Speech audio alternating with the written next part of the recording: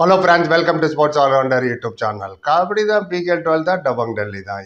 Starting 7 எல்லா டீமை பற்றி பேசிட்டு வரோம். டிக்கு போட்டுட்டு வரோம் ஒன்றா.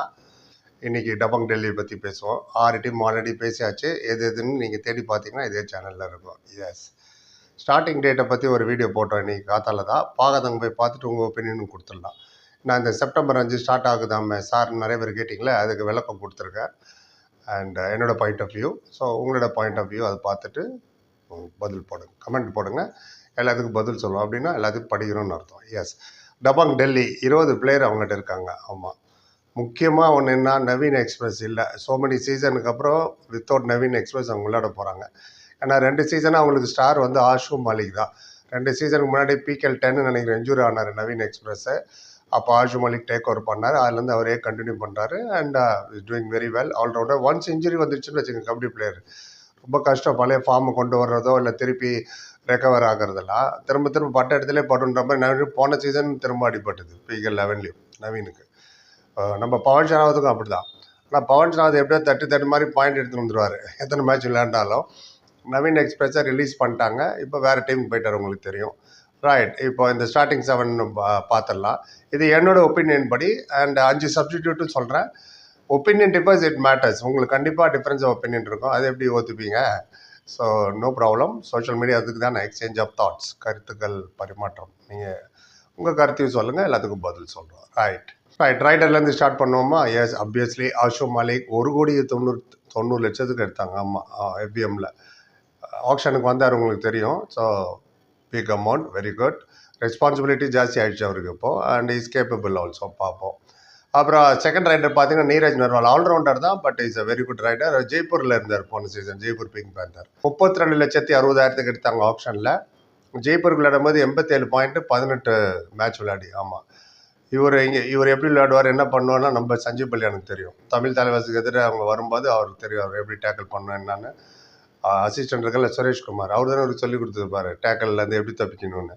இதெல்லாம் தமிழ் தலைவாசுக்கு அட்வான்டேஜ். இந்த ஜெய்ப்பூர் பிளேயர் எங்கெங்கே இருக்காங்களோ அந்த டீம் கூட விளையாடும்போது நமக்கு ஒரு ஸ்லைட் எட்ஜ் இருக்கும். அது நம்ம ப்ரிவியூ பேசும்போது பேசலாம், டோர்னமெண்ட் ஸ்டார்ட் ஆகட்டும். அப்புறம் அஜிங்கே பவர், அவர் தமிழ் தலைவாசிலேருந்து போனவர் தானே. எஸ், போன சீசன் பெங்களூர் புல்ஸில் இருந்தார். 17 மேட்ச் விளையாடி 64 பாயிண்ட்டு. எனக்கு இன்னும் அந்த 6 பாயிண்ட் எடுத்தால தெலுங்கு டைட்டன்ஸு. இங்கேருந்து அஜிங்கே பவரை காணும்னு பார்க்கும்போது அப்படியே மீன்லேருந்து முள் வர மாதிரி வந்து பாயிண்ட் எடுத்துகிட்டு போனார். பிகேஎல் 9 6 பாயிண்ட் மறக்க முடியாது. அது வேற அன்னைக்கு ஒரே இது பண்ணிட்டாங்க, ஏமாத்திட்டாங்க, ரிவ்யூ எடுக்கணும், டிஆர்எஸ் எடுக்கணும், கோன்னு கடந்து ஞாபகம் இருக்குன்னு நினைக்கிறேன். எத்தனை பேருக்கு ஞாபகம் இருக்கு? கை தூக்குங்க. நிறைய பேர் அப்பயே சொன்னீங்க, பாருங்க சார் தெலுங்கு டைட்டன்ஸ்லாம் நம்ம ஏமாத்திட்டோம்னு சொல்கிறாங்கன்னு. இப்போ தான் நேற்று தான் நடந்த மாதிரி இருக்குது. அது ஆச்சு, 2 வருஷம் ஆச்சு. PKL 9. Right, Ajinkya Pawar obviously. இங்கே 3 பேர் தான் ரைடிங் டிபார்ட்மெண்ட்டை பார்த்துக்க போகிறது. அண்ட் கார்னருக்கு வந்துடுவோம். ரைட் கார்னர் வந்து சௌரப் நந்தல். எஸ், அவர் பெங்களூர் புல்ஸில், அவர் அஜிங்கே பவரில் ஒன்றா விளையாண்டாங்க போன சீசன். அவர் இங்கே வந்துட்டார் இப்போ பெங்களூர் புல்ஸ்லேருந்து டபங் டெல்லிக்கு. போன சீசன் 20 மேட்ச் விளையாண்டார், 37 பாயிண்ட் தான் எடுக்க முடிஞ்சது. But very experience player Saurabh Nandal. And left corner பார்த்தீங்கன்னா வந்துட்டார்ல சுல்தான். அது என்னன்னு தெரியல, ஈரான் பிளேயர்ஸும் ஒவ்வொரு சீசன் ஒவ்வொரு டீமில் இருக்காங்க. நீங்கள் ஷாதுலும் பாருங்களேன் அப்படி தான்.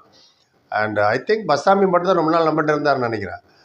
சுல்தான் Fazel is a very good player. But 30 லட்சத்துக்கு தான் போனார். பேஸ் ப்ரைஸ் யாருமே பிட்டிங் பண்ணலன்றது எனக்கு கொஞ்சம் ஆச்சரியமாக தான் இருக்குது. எனிவே நவர்தலஸ், எனக்கு அவர்கிட்ட பிடிச்ச விஷயமே என்ன தெரியுமா? காதோடு தான் நான் பேசுவேன் ஒரு பாட்டு இருக்கு அந்த காலத்தில். அது மாதிரி காதில் சொல்லி சொல்லி அனுப்புவார் ரைடு எடுக்கும்போது.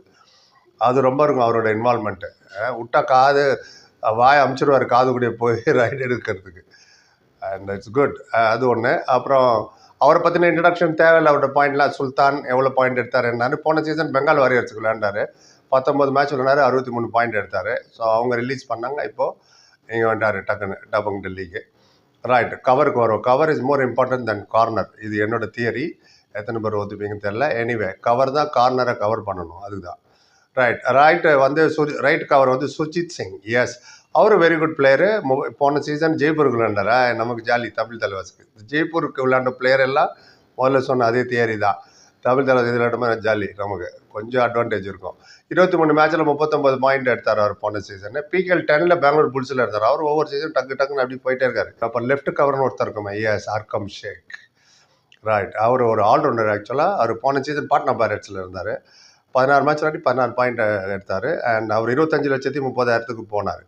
ஸோ இதுதான் மொத்தத்தில் என்னோட ஸ்குவாட் பார்த்தீங்கன்னா, Ashu Malik, Neeraj Narwal, Ajinkya Pawar, Sourav Nandal, Fazel Atrachali, Surjeet Singh and Arkam Shaikh. Substitute எங்கே இதோ இருக்காங்களா, கௌரவ் சில்லர்னு ஒருத்தர் இருக்கார் ரைட்டு கவர். அப்புறம் நம்ம பஸ்தாமி அங்கே போயிருக்காரு, அவர் அங்கே சப்ஸ்டிடியூட்னு ஆகி விட்ருவோம், ரைட் கார்னர் பார்த்து போகிறவர். அப்புறம் அனுராக் தேஷ்வான் ஒருத்தர் இருக்கார், அவர் ஒரு லெஃப்ட் கவர். அப்புறம் அஷிஷ் சாங்வான் ஆல்ரவுண்டர். அப்புறம் நவீன் நர்வால், நவீன் எக்ஸ்பிரஸ் தான் இல்லை, அந்த நர்வால் வச்சுக்கிட்டோம், நவீன் நர்வால் ஆல்ரவுண்டர். ஸோ இதெல்லாம் ஒரு 5 சப்ஸ்டிடியூட் அவங்களுக்கு. போக போக தான் தெரியும் என்ன மாதிரி டீம் காம்போசிஷன் வருதுன்னு. மேட்ச் ஸ்டார்ட் ஆகும்போது வில்னோ. ரைட், இப்போதைக்கு டபங் டெல்லி பற்றி நான் சொல்லிட்டேன். நீங்கள் என்ன நினைக்கிறீங்க, உங்கள் கருத்து சொல்லுங்கள். பொறுமை பார்த்து பேருக்கு நன்றி. Like, comment, share and subscribe. சந்திக்கிறேன். Thank you so much.